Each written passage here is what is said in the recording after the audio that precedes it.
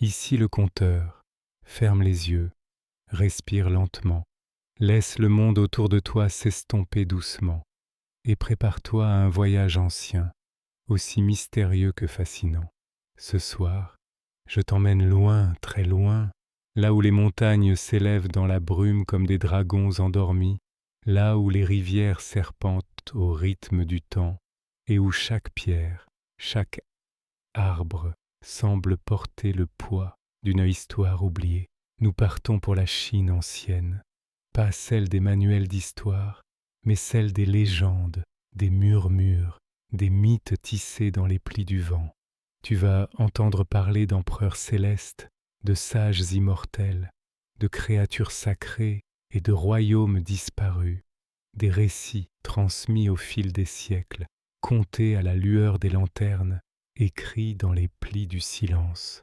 Loin du tumulte d'aujourd'hui, cette traversée lente est un bain de calme, un moment suspendu dans le temps. Alors, laisse-toi porter, l'histoire commence maintenant. Il existe, perdu dans les brumes du sud de la Chine, un lieu que peu d'êtres humains ont un jour vu de leurs propres yeux, une vallée secrète, encastrée entre des pics vertigineux, dissimulée derrière des forêts de bambous si denses que même la lumière du jour peine à s'y frayer un chemin. Les anciens l'appelaient Panglai, la vallée des immortels. C'était un endroit hors du temps, selon les sages taoïstes, où le vent murmurait des paroles oubliées, où les arbres anciens chantaient quand tombait la nuit, et où l'eau des sources guérissait les cœurs et les corps fatigués. On disait que ceux qui y entraient en ressortaient changés, s'ils en ressortaient un jour. Pour les habitants des villages voisins, cette vallée était à la fois crainte et vénérée.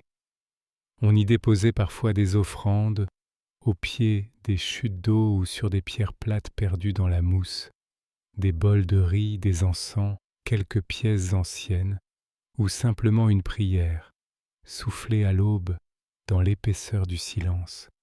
Un vieil homme, nommé Qian, vivait à la lisière de cette région. Il n'était ni moine, ni érudit, mais il connaissait les histoires. Il en avait entendu des centaines depuis qu'il était enfant.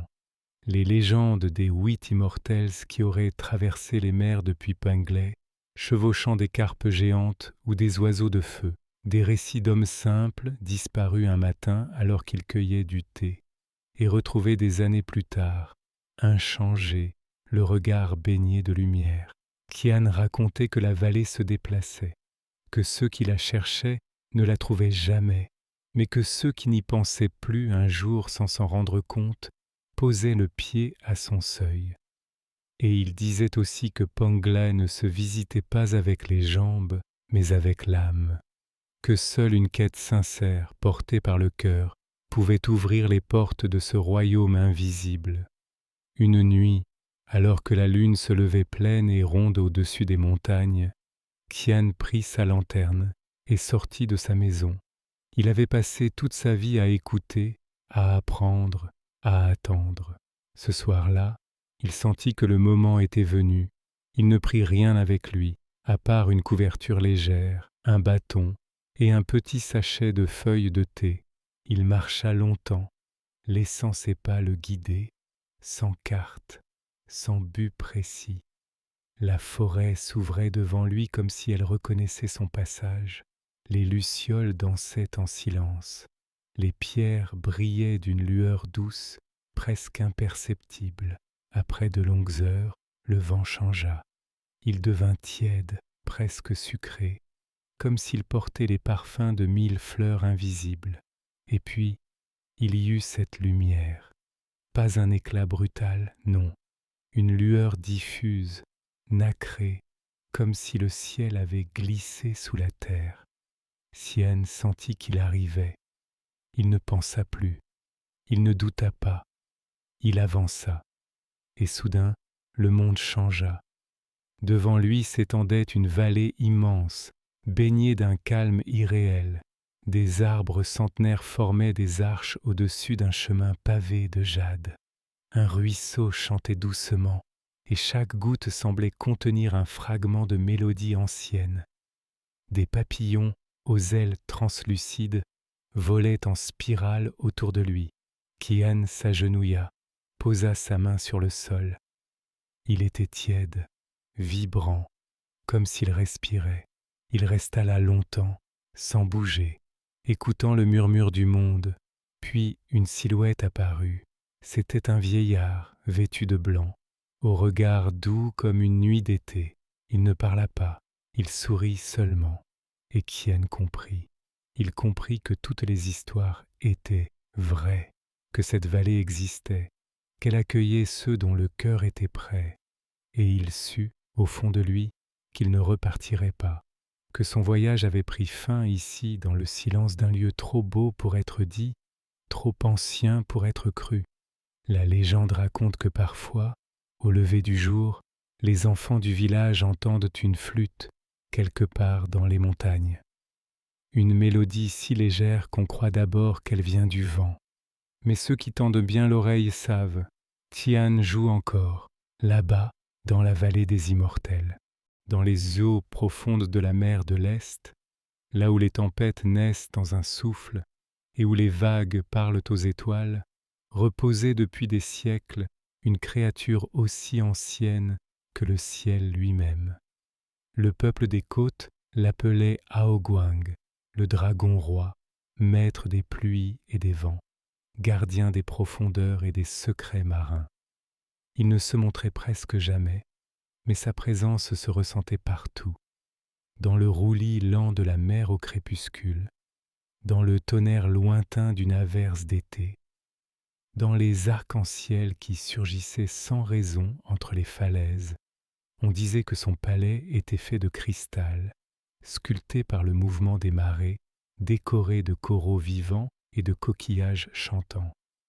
Là-bas, les poissons n'étaient pas poissons, mais messagers. Les perles n'étaient pas bijoux, mais mémoires.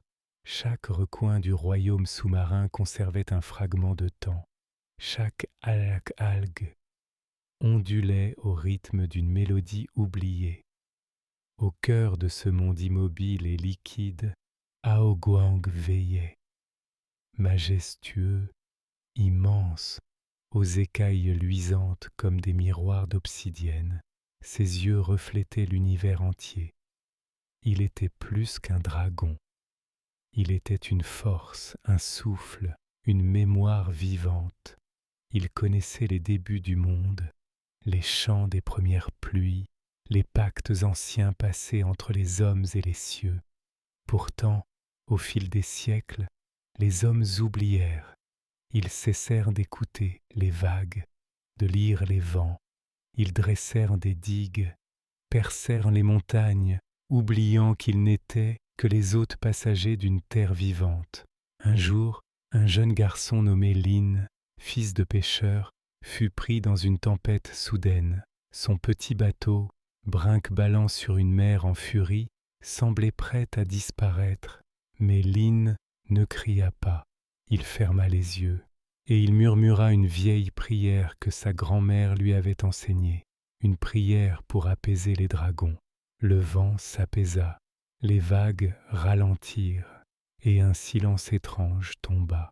Quand Lin rouvrit les yeux, il flottait dans un calme absolu. Tout autour de lui était bleu, limpide, profond, et devant lui, émergeant lentement de l'eau, se dressait une silhouette immense. Deux yeux brillants l'observaient. Il n'y avait ni peur ni colère, seulement une question muette. Lin inclina la tête. Il ne savait pas pourquoi, mais il le fit, et dans son cœur il ressentit une chaleur douce, familière. Le dragon se pencha. Il souffla doucement sur le bateau, et dans ce souffle il y avait une chanson de la mer, du sel, des pluies anciennes et des lunes oubliées. Lin comprit ce que personne d'autre ne comprenait plus. La mer n'était pas une chose à conquérir, c'était une mémoire, une promesse, un pacte à respecter. À partir de ce jour, Lin devint le veilleur. Il racontait aux enfants les histoires de la mer. Il sculptait des dragons dans le bois flotté. Il posait des lanternes sur l'eau chaque nouvelle lune pour saluer le roi des profondeurs. Parfois, la nuit, il s'asseyait seul sur le rivage, et il écoutait, et quand les vagues lui parlaient, il répondait en silence. Il savait que quelque part là-bas, sous l'eau, une créature ancienne continuait de veiller, que tant que l'homme n'oubliait pas d'écouter, le lien ne serait jamais rompu, et que le dragon de la mer de l'Est, même invisible, vivait encore dans chaque marée. Il existe au cœur de la Chine profonde une montagne que les anciens appelaient Taiyun, ce qui signifie la montagne des grands nuages. Un sommet isolé, oublié des routes modernes, protégé par des forêts impénétrables et des pentes abruptes où même les chamois hésitent à s'aventurer. Là-haut, les vents sont anciens, les cieux sont proches, et la lumière du matin danse entre les nappes de brume comme un pinceau sur du papier de riz. Les anciens disaient que ce lieu touchait le ciel, et peut-être que c'était vrai, car il arrivait certains jours très rares que les plus chanceux aperçoivent une silhouette entre les nuages, une architecture étrange, suspendue dans l'éther, comme une vision venue d'un rêve ancien, une ville invisible aux yeux pressés, une cité de silence et de lumière, que l'on appelait Yunshi, la pierre des nuages. Cette cité ne figurait sur aucune carte, aucun lettré ne l'avait jamais mentionnée dans ses écrits. Elle vivait dans les légendes, les murmures, les contes que les anciens se racontaient à la veillée lorsque le thé fumait encore dans les tasses et que la pluie battait les toits. On disait qu'elle avait été construite par des êtres oubliés entre ciel et terre pour échapper au tumulte du monde, que ses habitants n'étaient pas tout à fait comme nous, ni vivants ni morts, mais éveillés, détachés, présents. La rumeur disait aussi que seuls ceux qui avaient le cœur pur et l'esprit paisible pouvaient la trouver, pas en la cherchant, non, en la méritant. Un jeune moine nommé Wei vivait dans un monastère au pied de la montagne. Il était silencieux, studieux, différent des autres novices. Il aimait observer les nuages plus que réciter les textes.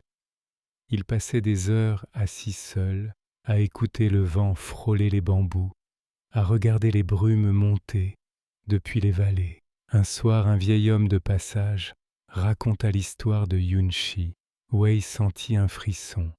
Il ne dormit pas cette nuit-là. Quelque chose en lui s'était réveillé. Une mémoire ancienne, un appel doux mais puissant. Le lendemain, sans un mot, il quitta le monastère. Il prit seulement son bol, son bâton, une couverture et un petit rouleau de papier où il avait recopié une prière d'adieu. Il marcha pendant des jours, peut-être des semaines. Il ne comptait pas, il ne cherchait rien. Il se laissait guider par la sensation floue, mais persistante, qu'il devait aller plus haut, toujours plus haut. Les forêts se firent plus épaisses, le silence plus profond. Il traversa des torrents glacés, grimpa des falaises abruptes, se perdit, revint, dormit sous les étoiles, se réveilla dans le brouillard. Parfois il croyait voir un toit au loin, un éclat, un reflet, mais tout disparaissait. Jusqu'à ce matin-là, il était à bout de force. Ses jambes tremblaient, sa respiration était courte. Il atteignit un plateau étroit, un replat accroché au flanc de la montagne. Et là, alors que le soleil perçait les nuées, il vit Yunshi. Elle flottait, pas réellement posée sur le sol, ni tout à fait dans le ciel. Les bâtiments semblaient faits de pierres translucides, douces comme du jade poli. Les toits s'élançaient vers le ciel comme des ailes. Des lanternes flottaient, sans corde ni main pour les porter. Un vent chaud soufflait doucement, parfumé d'encens et de fleurs inconnues. Wei n'osa bouger. Il pleura, silencieusement, car il savait qu'il était arrivé là où aucun mot ne peut conduire. Il entra dans la ville sans bruit. Les rues étaient calmes, les habitants lents, presque éthérés. Il n'y avait pas de marché, pas de bruit, pas de course, juste la vie, fluide, paisible, harmonieuse. On lui donna du thé. Il dormit dans un jardin, sous un arbre dont les feuilles chantaient au vent. Il se sentit devenir vide, et dans ce vide, il se sentit entier. Il apprit à lire les nuages, à écouter les silences, à comprendre les symboles que le monde traçait chaque jour dans le ciel. Chaque nuit, il rêvait sans dormir. Chaque matin, il se réveillait sans fatigue. Et puis un jour, comme il était venu, Yunshi disparut. Le vent tourna, la lumière changea. Il ouvrit les yeux et la ville avait disparu. Seule la montagne restait, nue, immense, silencieuse. Wei ne pleura pas. Il sourit, car la ville était en lui. Il était devenu la mémoire de Yunshi. Il redescendit lentement, posant les pieds sur les pierres comme s'il les remerciait. Il retourna au monde, aux gens, au bruit, mais en lui tout était différent. Il n'était plus en quête. Il était le témoin. Ceux qui le croisèrent plus tard le trouvaient étrange, paisible, comme s'il voyait quelque chose qu'eux ne voyaient pas. Il ne parlait presque pas. Il marchait, aidait, écoutait. Et parfois, lorsqu'un enfant demandait, il racontait, pas tout, juste un fragment, un souvenir de pierre, un écho de nuages. Et ceux qui l'écoutaient, cette nuit-là, dormaient profondément. Et dans leurs rêves, entre les brumes, ils croyaient apercevoir une cité flottante au bord du monde. Au nord de l'ancien royaume, là où les montagnes s'effacent dans le froid et où les steppes s'étendent comme des océans figés, les plus vieux récits parlent d'un artefact oublié, non pas une épée ni un talisman de guerre, mais un miroir ancien, sacré, silencieux, qu'on disait capable de refléter non pas l'apparence, mais l'âme. Ce miroir appartenait, selon la légende, à l'empereur céleste, souverain des cieux, gardien de l'équilibre entre le monde visible et les royaumes invisibles. Il ne brillait pas comme l'or, ni ne scintillait comme le jade. Il était fait d'une pierre noire, lisse comme une surface d'eau sans vent. Quand on s'y regardait, il n'y avait pas de reflet, pas de visage, pas de regard en retour. Mais ceux qui osaient le fixer longtemps racontaient avoir vu des souvenirs enfouis, des pensées oubliées, des vérités qu'ils ne voulaient pas connaître. On disait que l'empereur ne s'en servait qu'une fois par an, lors du solstice d'hiver, pour sonder son propre cœur, pour vérifier qu'il était encore digne de gouverner les hommes, car ce miroir ne mentait pas, il ne jugeait pas, mais il montrait, et ce qu'il révélait, nul ne pouvait le fuir. Le temps passa, les empires chutèrent, les temples furent abandonnés, les écrits effacés. Mais le miroir ne fut jamais détruit. Il fut scellé, caché dans un sanctuaire perdu au sommet d'un mont oublié, protégé par le vent, la neige et le silence. Un seul moine, nommé Liang, avait la charge de veiller sur ce lieu. Il ne parlait jamais de ce qu'il gardait. Il vivait seul, entre les colonnes de pierre effacées par le temps, lisant les nuages, balayant les feuilles, méditant face au vide. Il était le dernier d'une lignée de gardiens. Il n'avait pas choisi sa tâche. Elle lui avait été transmise comme une respiration, comme un devoir ancien. Un matin, alors que le givre recouvrait encore les marches du sanctuaire, un jeune homme arriva. Il ne portait ni armure ni offrande. Il n'avait ni parchemin ni question précise. Il était simplement là, les yeux calmes, la voix basse. Il s'appelait Min et il disait chercher la vérité. Liang ne répondit pas. Il observa le jeune homme longuement puis hocha la tête. Sans un mot, il lui ouvrit les portes du sanctuaire. À l'intérieur, l'air était plus dense, presque vivant. Le silence semblait avoir une texture, une présence. Au centre de la pièce, posé sur une colonne de granit, se trouvait le miroir. Il était plus petit que ce que Min avait imaginé. Simple, humble, presque discret, Liang recula, laissant le jeune homme seul. Min s'approcha. Il sentit son cœur ralentir, ses pensées s'éclaircir. Il regarda longtemps. Ce qu'il vit, personne ne le saura jamais. Mais lorsqu'il ressortit, des heures plus tard, quelque chose avait changé. Ses épaules étaient plus droites, son regard plus profond. Il salua Liang, puis s'inclina profondément avant de repartir. Sans un mot, Liang sourit doucement. Il savait, le miroir n'était pas un test, il était une offrande, une chance rare de se retrouver face à soi, sans masque, sans bruit.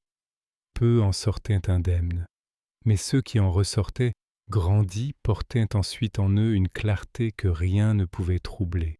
On raconte que Min devint un jour conseiller d'un empereur, qu'il ne cherchait ni gloire ni fortune, mais que sa voix, toujours calme, pesait plus que toutes les armes, que ses mots désarmaient les conflits, apaisaient les querelles, guidaient sans dominer.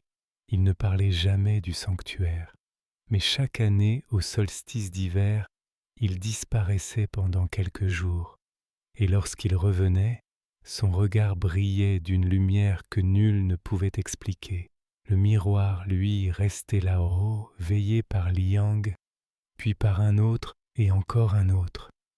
Et même si nul ne sait aujourd'hui où il se trouve, certains pensent qu'en ce qu'il n'a pas disparu, qu'il attend, calme, silencieux, et que lorsque le monde en aura de nouveaux besoins, quelqu'un gravira les marches oubliées, poussera les portes anciennes et osera regarder.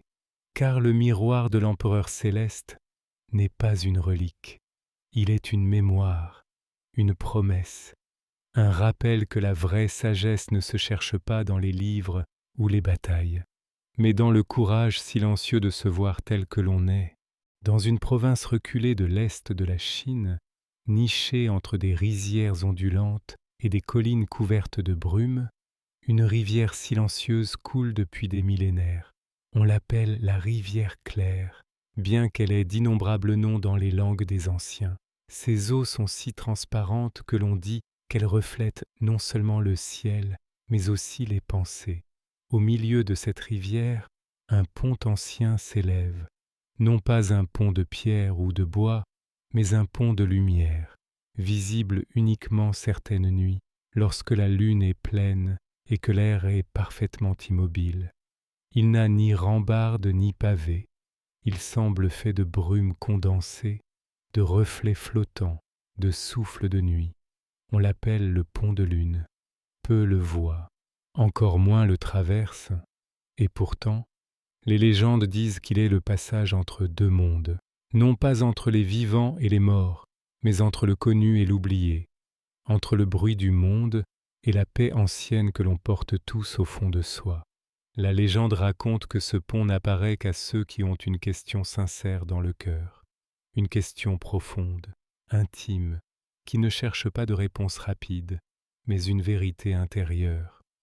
Les gardiens du pont sont invisibles. Ce sont des êtres sans âge, ni jeunes ni vieux, ni hommes ni femmes.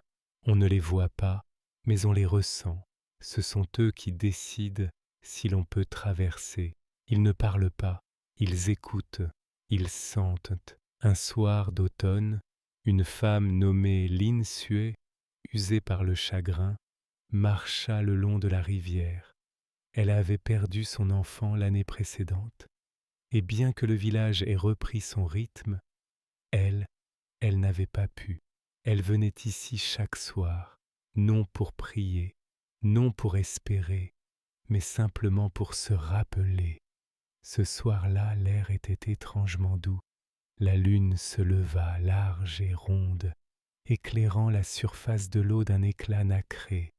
Et alors, Linsue le vit, le pont, immobile, lumineux, flottant juste au-dessus de l'eau. Elle ne bougea pas d'abord, elle pensa qu'elle rêvait, mais le pont restait. Alors, lentement, elle avança. Lorsqu'elle posa le pied sur la première marche invisible, une chaleur monta en elle, une émotion ancienne, douce, comme un souvenir d'enfance. Elle avança. Chaque pas faisait résonner en elle des pensées qu'elle avait enfouies. Sa peur, son amour, sa colère, son vide, mais aussi sa force. Elle sentit une présence autour d'elle, pas une ombre, pas une voix, une attention, un regard sans œil, une écoute sans mots. Les gardiens étaient là. Ils ne jugeaient pas, ils ressentaient et ils l'acceptèrent. Elle atteignit le centre du pont. Là, le monde sembla s'arrêter. Ni vent, ni son, juste un silence pur comme une note tenue. Et dans ce silence, elle sentit son enfant, non pas comme un fantôme, mais comme une présence douce, une trace de vie, une empreinte dans la lumière. Elle pleura, pas de tristesse, mais de paix. Lorsqu'elle ouvrit les yeux, le pont avait disparu. Elle était de nouveau sur la berge, les pieds dans l'herbe fraîche. Mais quelque chose en elle avait changé. Elle n'était plus vide, elle était pleine de silence, pleine de cette lumière que seuls voient ceux qui ont traversé. Elle ne parla jamais de cette nuit, mais elle recommença à sourire, à écouter, à chanter parfois. Et les enfants du village, qui l'avaient toujours regardée de loin, vinrent peu à peu s'asseoir près d'elle pour entendre ses histoires.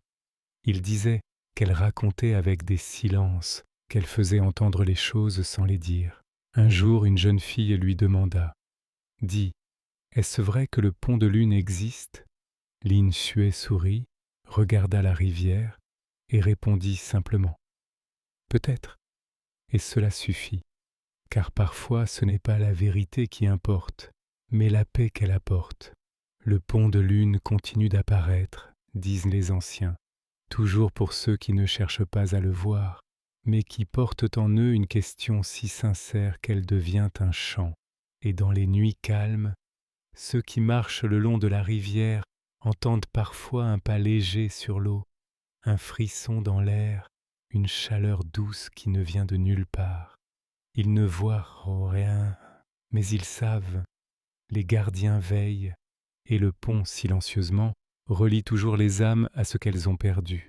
Sur les hauteurs reculées du Yunnan, entre les falaises de brume et les terrasses de thé suspendues au ciel, vivait un ermite dont personne ne connaissait vraiment le nom. Certains l'appelaient le sage de la roche claire, d'autres le vieil homme des mousses, d'autres encore, simplement, le rêveur. Il s'était retiré du monde depuis si longtemps que même les plus vieux villageois n'avaient jamais connu sa jeunesse. On disait qu'il était là avant les routes, avant les temples, avant que les hommes ne construisent des ponts entre les vallées. Il vivait dans une petite maison de pierre et de bois, nichée au creux d'un rocher veiné de jade. Un lieu si discret qu'on le devinait plus qu'on ne le trouvait. L'ermite ne parlait presque jamais. Il passait ses journées à cueillir les herbes, à dessiner des symboles dans la terre, à écouter les chants des grues au loin. Le soir, on le voyait parfois, silhouette assise face au vide, les yeux ouverts dans le vent, comme s'il attendait quelque chose. On racontait qu'il ne dormait pas comme les autres, qu'il ne fermait les yeux que lorsque la lune était ronde, et que ces nuits-là, il rêvait d'un monde oublié, un monde ancien, avant les hommes, avant même le temps, un monde de silence pur, de lumière flottante, où les montagnes volaient comme des feuilles dans le vent, où les arbres chantaient, et où chaque être connaissait sa place, sans effort, sans doute. Il disait que ce monde existait encore, juste derrière le voile, un voile si fin qu'il suffisait d'un souffle pour le franchir, mais si dense qu'il fallait toute une vie pour le comprendre. Un jour, un enfant du village s'égara dans la montagne. Il pleuvait fort, le vent fouettait les bambous et les sentiers disparaissaient sous la boue. Les villageois cherchaient, paniqués, mais la nuit tombait vite. L'ermite, lui, ne dit rien. Il se leva lentement, prit sa canne noueuse et marcha vers la forêt. Il ne chercha pas, il savait. Il trouva l'enfant blotti sous un arbre creux, tremblant mais vivant.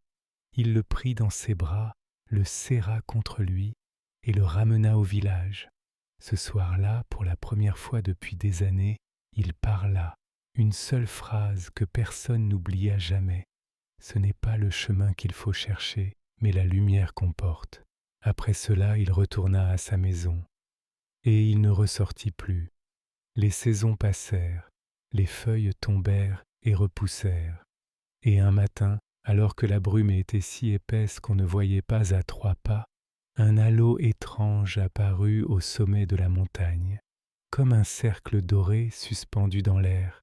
Les villageois levèrent les yeux, et dans ce halo, certains jurèrent avoir vu la silhouette du vieil homme, debout, paisible, le regard tourné vers le ciel. Puis la lumière disparut, on monta jusqu'à sa maison. Elle était vide, aucune trace, aucune empreinte, seulement un bol de riz chaud encore fumant, et un rouleau de papier posé sur une pierre sur lequel était écrit « Je pars là où les histoires naissent, là où le silence devient chant, là où le rêve est plus vrai que le monde. » Les anciens comprirent. L'ermite avait franchi le voile. Il avait rejoint ce monde dont il parlait tant. Depuis ce jour, lorsqu'un enfant rêve d'un lieu étrange, baigné de lumière douce, peuplé de créatures calmes et d'arbres qui murmurent, les anciens sourient. Ils disent que l'ermite veille, qu'il guide les rêveurs, qu'il souffle dans le sommeil des justes les secrets d'un monde caché. Et peut-être que ceux qui écoutent vraiment au fond du silence peuvent encore entendre son pas sur les pierres, son souffle dans les feuillages ou son chant, discret, porté par le vent du matin, car les légendes ne meurent jamais. Elles changent de forme, de nom, de visage, elles s'endorment parfois, mais elles vivent tant qu'il reste un cœur pour les accueillir. Et ce soir, peut-être, alors que tes paupières sont lourdes, que ton souffle se calme et que les images se dissolvent dans la pénombre, tu le croiseras, l'ermite de Jade. Il ne dira rien, il sourira seulement, et dans son regard, tu reconnaîtras ce que tu cherchais sans le savoir, un souvenir ancien, une paix enfouie, un rêve sans fin. Si cette histoire vous a plu, pensez à liker, à vous abonner et à activer la cloche pour ne pas rater les prochaines. C'était le Conteur. À bientôt pour de nouvelles histoires.